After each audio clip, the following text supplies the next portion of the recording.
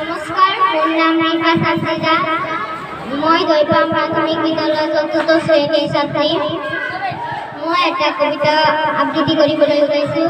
কবিতাটোৰ নাম হ'ল মোৰ দেহ ভাল আৰু কবি সাহিত্যাচাৰ্য চন্দ্ৰ হাজৰিকা। সকলো দেহত কৰি মোৰ দেহ ভাল, চৰণৰ সেৱাজাৰ কৰো চিৰকাল। ক'ত আছে এনে মাটি সোণৰ চপৰা, ক'ত আছে এনে পানী উধাৰ নিজৰা, ক'ত আছে এনে ধান এই ধৰণীত, ক'ত আছে এনে ধন হাবি বননিত, ক'ত আছে এনে পলু এৰি মুগা পাত, ক'ত আছে এনে পুথি অমাত গাঁৱৰ মাত, ক'ত আছে এনে ফুল ফুলে বাৰৰ মন, ক'ত আছে এনে ফল দেখিলে অভাত, ক'ত আছে এনে ঠাই ঘৰক ফুলনি, ক'ত আছে এনে আই সোণৰ কহানি। ভাই ভনী মিলি য'ত থাকো চিৰকাল, সকলো দেহত কৰি মোৰ দেহ ভাল।